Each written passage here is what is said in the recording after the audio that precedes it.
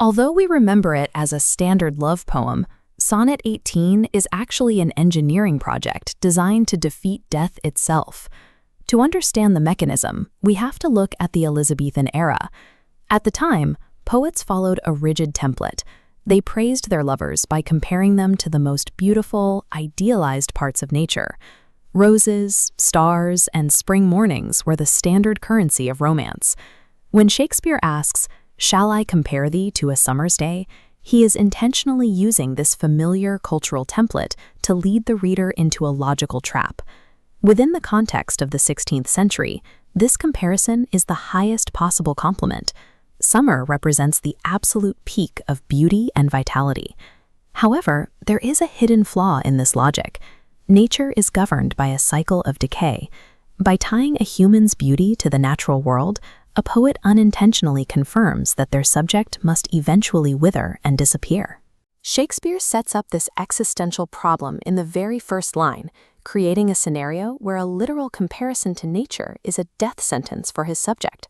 Shakespeare spends the first half of the poem systematically dismantling the summer metaphor he just introduced. He highlights the environmental failures of the season.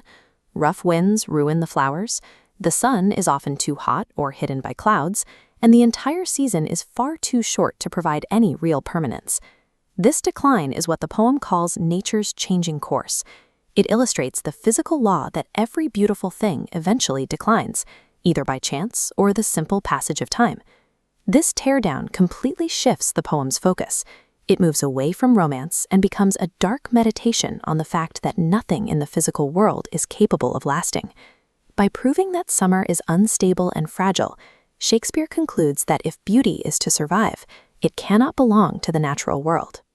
To solve this, Shakespeare pivots from poetry to structural engineering, building a vessel that can resist the passage of time. The foundation is iambic pentameter, an alternating 10-syllable rhythm, da-dum, da-dum, da-dum.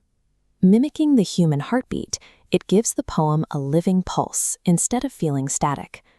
Above this pulse, Shakespeare organizes 3 logical quatrains with a strict rhyme scheme, A-B-A-B, C-D-C-D, E-F-E-F. These structured blocks act as a pacing mechanism. They build the case for nature's inevitable decay, mounting the pressure until he is ready to reveal his solution. That solution arrives at the poem's turning point. But thy eternal summer shall not fade. Here, Shakespeare suddenly breaks the rules of nature he spent the previous 8 lines establishing. The meter and rhyme scheme provide the load-bearing architecture necessary to support this claim, transitioning the poem from a simple observation to a permanent record. The final 2 lines of the poem provides the mechanism that makes this eternal summer possible. So long lives this, and this gives life to thee. The word "this" refers to the poem itself. Shakespeare is stating that as long as the words are read, the subject inside them remains alive. To make this work across centuries, Shakespeare never gives his subject a specific name or a physical description. Because the subject is anonymous, the sonnet functions as an adaptable blank canvas. Every new reader can project their own specific loved one into the lines, allowing the poem to stay relevant to every generation.